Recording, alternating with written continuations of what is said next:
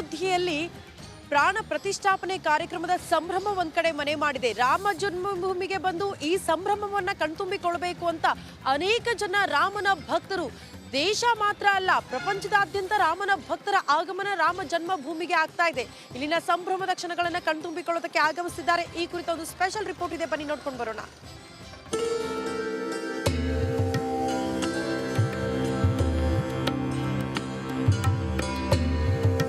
ಇಡೀ ವಿಶ್ವದ ಚಿತ್ತ ಅಯೋಧ್ಯೆ ನಗರಿಯತ್ತ ನೆಟ್ಟಿದೆ.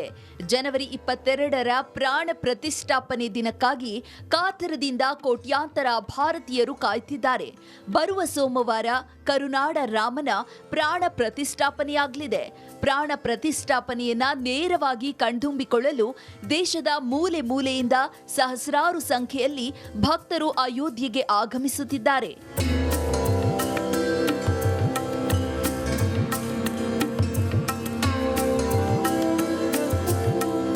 ಪ್ರಾಣ ಪ್ರತಿಷ್ಠಾಪನೆಗೆ 3 ದಿನ ಬಾಕಿ ಇದ್ದು ಸಾಕಷ್ಟು ಸಂಖ್ಯೆಯಲ್ಲಿ ಭಕ್ತರು ಆಗಮಿಸುವ ನಿರೀಕ್ಷೆ ಇದೆ. ಹೀಗಾಗಿ ಭಕ್ತರ ವಾಸ್ತವ್ಯಕ್ಕೆ ಅಯೋಧ್ಯೆ ನಗರ ಪಾಲಿಕೆ ಟೆಂಟ್ ಅನ್ನ ನಿರ್ಮಿಸಿದೆ. ಪಂಚವಟಿ, ಚಿತ್ರಕೂಟ, ಕಿಷ್ಕಿಂಧೆ ಹೆಸರಿನಲ್ಲಿ ಆಶ್ರಯ ಸ್ಥಳವನ್ನ ನಿರ್ಮಿಸಲಾಗಿದೆ.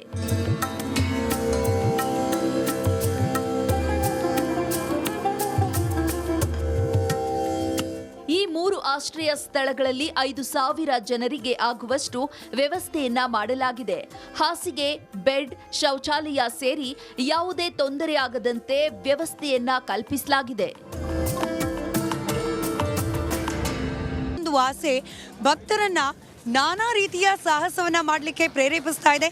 ಅಂಥದ್ದೇ ಸಾಹಸವನ್ನ ಮಾಡಿ ರಾಮನ ದರ್ಶನಕ್ಕೆ ಬಂದಿರುವ ಕನ್ನಡದ ಯುವಕರು ನಮ್ಮ ಜೊತೆಯಲ್ಲಿದ್ದಾರೆ. ರಿಪಬ್ಲಿಕ್ ಕನ್ನಡದ ತಂಡದ ಜೊತೆಯಲ್ಲಿ 3 ಬೈಕ್ಗಳಲ್ಲಿ 3 ದಿನಗಳ ಕಾಲ ಪ್ರಯಾಣವನ್ನ ಮಾಡಿ ಕಲಬುರಗಿಯಿಂದ ಅಯೋಧ್ಯೆಗೆ ಬಂದಿದ್ದಾರೆ ಕರ್ನಾಟಕದ ಯುವಕರು. ಮಾತನಾಡಿಸ್ತಾ ಹೋಗ್ತೀನಿ. ನಮಸ್ಕಾರ.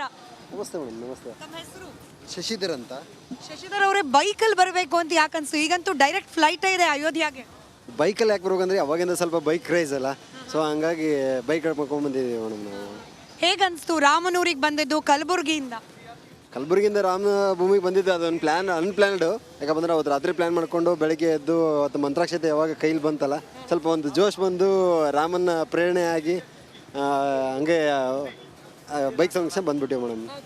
ಇನ್ನೊಬ್ರು ಇದ್ದಾರೆ, ಒಟ್ಟು 3 ಜನ ಬಂದಿದ್ದಾರೆ. ಮಂತ್ರಾಕ್ಷತೆಯಿಂದ ಪ್ರೇರಣೆ, ಮಂತ್ರಾಕ್ಷತೆ ಸಿಕ್ಕಿದ್ದೆ ಕೈಯಲ್ಲಿ ಮ್ಯಾಜಿಕ್ ಹರಿದಂಗೆ ಆಯಿತು. ಹಾಗಾಗಿ ನಾವು ಹೊರಟು ಬಂದ್ವಿ ಅಂತ ಹೇಳಿ. ಸರ್ ನಮಸ್ಕಾರ, ತಮ್ಮ ಹೆಸರು?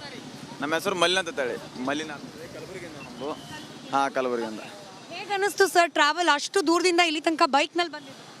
ಬೈಕ್ನ ಬಂದಿದ್ದು ಏನು ಟ್ರಾವೆಲ್ಸೇ ಗೊತ್ತಾಗಿಲ್ಲ ರಾಮನ ಹೆಸರು ಮ್ಯಾಗ. ಸೊ ರಾಮನ್ ನೋಡ್ಬೇಕಂತೇಳಿ ಬಂದಿದ್ದು. ಆ್ಯಕ್ಚುಲಿ 5 ತಿಂಗಳ ಹಿಂದೆ ಬಂದಿದ್ದೆ ನಾವು. ಫಿರ್ ಬಿ ಮತ್ತೆ ಬರ್ಬೇಕಂತ ಯಾಕೆ ಅನ್ನಿಸ್ತು, ಈ ಗುಡಿ ಆಗ್ಯದ ಅಂತ ಅನ್ಕೊಂಡಿದ್ದೆವು. ಮಸ್ತಾಗೆ ಚಲೋ ಆಗ್ಯದ. ಅದು ಆ ಪ್ರೇರಣೆ ತೊಗೊಂಡು ಬಂದೆವು.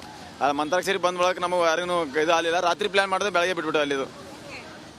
ಮನೇಲಿ ಯಾರು ಏನೂ ಹೇಳಿಲ್ವಾ ಬೈಕಲ್ಲಿ ಯಾಕೆ ಹೋಗ್ತಿದ್ದೀರಾ ಅಷ್ಟು ದೂರ ಅಂತ ಹೇಳಿ?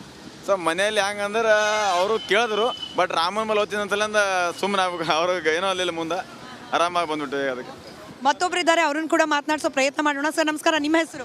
ಅಭಿಷೇಕ್ ಗುತ್ತೇದಾರ್ ಅಂತ. ನಾವು ಕೆಂಬವಿಲಿಂದ ಜಾಯ್ನ್ ಆಗಿದ್ದು ಇವ್ರ ಜೊತೆ. ಇವರು ನೈಟ್ ನನಗೆ ಮೆಸೇಜ್ ಹಾಕಿದ್ರು ಅಯೋಧ್ಯೆಗೆ ಹೋಗೋಣ ಅಂತ. ಆದರೆ ನಾನು ಆಲ್ ಕರ್ನಾಟಕ ಹೋಗ್ಬೇಕು ಅನ್ನೋದಿತ್ತು. ಅಯೋಧ್ಯಕ್ಕೆ ಅಂತಂದ್ಗಡೆ ನನ್ನ ಮೈಲಲ್ಲಿ ರೋಮ್ಯಾನ್ಸನೇ ಆಯಿತು. ಅಯ್ಯೋ, ಅಯೋಧ್ಯೆ ನೋಡೋ ಸೌಭಾಗ್ಯ ನನಗೂ ಸಿಗ್ತಲ್ಲಪ್ಪ ಅಂತೇಳಿ ರಾತ್ರಿನೇ ಪ್ಲ್ಯಾನ್ ಆಗಿದ್ದು. ಮುಂಜಾನೆ ರೆಡಿಯಾಗಿ ಹಂಗೆ ಬಿಟ್ಟಿದ್ದಲ್ಲಿ. ಎಷ್ಟು ಪೆಟ್ರೋಲ್ ಎಷ್ಟು ಖರ್ಚಾಗಿದೆ? ನಮ್ಮದು ಇಲ್ಲಿಗೆ ಬಂದ ತನ ಒಂದು 5,000 ಪೆಟ್ರೋಲ್ ಹೋಗಿದೆ. ಮತ್ತು ಅದು ಖರ್ಚು ಅಂದರೆ ಟೋಟಲ್ ಖರ್ಚು ಹೋದ್ಮೇಲೆ ಗೊತ್ತಾಗತ್ತೆ ನಮ್ಗೆ.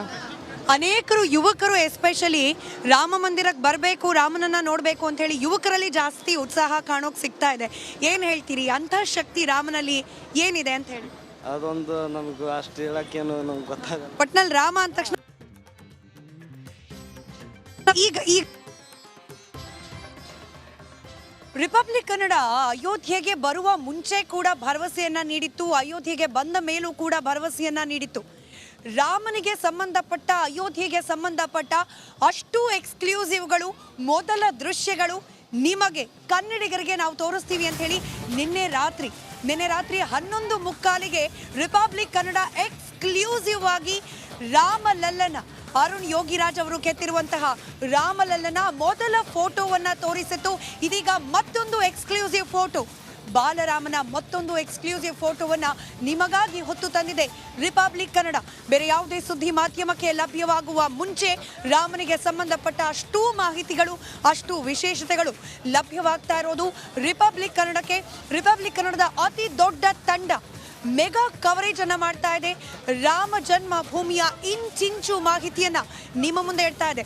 ದೃಶ್ಯದಲ್ಲಿ ನೀವು ಗಮನಿಸ್ತಾ ಇರೋದು ಮೈಸೂರಿನ ಶಿಲ್ಪಿ ಅರುಣ್ ಯೋಗಿರಾಜ್ ಕೈಯಲ್ಲಿ ಅರಳಿರುವ ಬಾಲರಾಮನ ವಿಗ್ರಹ. ನಿನ್ನೆ ಗರ್ಭಗುಡಿಯಲ್ಲಿ ಈ ಒಂದು ವಿಗ್ರಹವನ್ನ ಪ್ರತಿಷ್ಠಾಪನೆ ಮಾಡೋಕೆ ಬೇಕಾದಂತಹ ಸಿದ್ಧತೆಗಳನ್ನ, ಇನ್ಸ್ಟಾಲೇಷನ್ ಅಂದ್ರೆ ಆ ಒಂದು ಮೂರ್ತಿಯನ್ನ ಪೀಠದ ಮೇಲೆ ಅಳವಡಿಸುವ ಕಾರ್ಯವನ್ನ ಮಾಡಲಾಗಿದೆ. ಅದಾದ ನಂತರದಲ್ಲಿ ಆ ಪ್ರಾಂಗಣವನ್ನ ಸಿದ್ಧಗೊಳಿಸಲಾಗ್ತಾ ಇದೆ, ಸ್ವಚ್ಛಗೊಳಿಸಲಾಗ್ತಾ ಇದೆ. ಈ ಫೋಟೋದಲ್ಲಿ ನೀವು ಗಮನಿಸಬಹುದು ಆ ಬಾಲರಾಮನ 51 ಇಂಚು ಎತ್ತರವಿರುವ ಬಾಲರಾಮನ ವಿಗ್ರಹದ ಕಣ್ಣಿಗೆ ಹಳದಿ ಬಣ್ಣದ ಬಟ್ಟೆಯನ್ನ ಕಟ್ಟಲಾಗಿದೆ. ಹಾಗೆ ಇತರೆ ವಸ್ತ್ರಗಳಿಂದ ಬಾಲರಾಮನ ವಿಗ್ರಹವನ್ನ ಕವರ್ ಮಾಡಿ ಇಡಲಾಗಿದೆ. ಯಾವುದೇ ಕಾರಣಕ್ಕೂ ಕೂಡ ಪ್ರಾಣ ಪ್ರತಿಷ್ಠಾಪನೆಯ ಆ ಒಂದು ಕಾರ್ಯಕ್ರಮ ಮುಗಿಯುವವರೆಗೂ ಈ ಪಟ್ಟಿಯನ್ನ ತೆಗೆಯೋದಿಲ್ಲ. ರಾಮನ ದೃಷ್ಟಿ ನೇರವಾಗಿ ಬೀಳಬೇಕಾಗಿರೋದು ರಾಮನ ಮೇಲೇನೆ.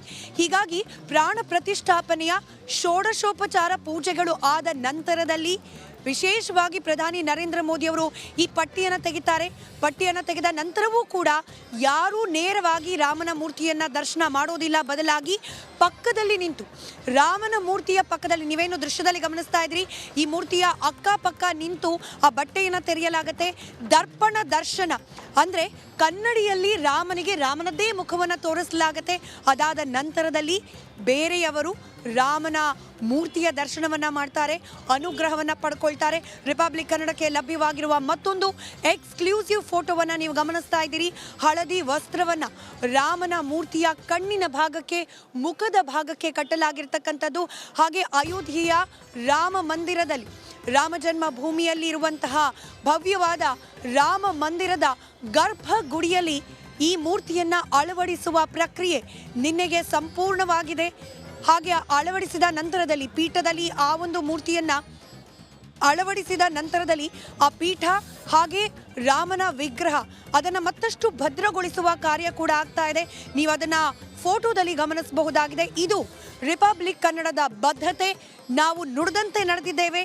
ರಾಮಲಲ್ಲನ ಮೊದಲ ದರ್ಶನ ರಿಪಬ್ಲಿಕ್ ಕನ್ನಡದ ಮೂಲಕ ಕನ್ನಡಿಗರಿಗೆ ಮಾಡಿಸುವ ನಮ್ಮ ವಾಗ್ದಾನ ಅಲ್ಲಿಗೆ ಈಡೇರಿದೆ.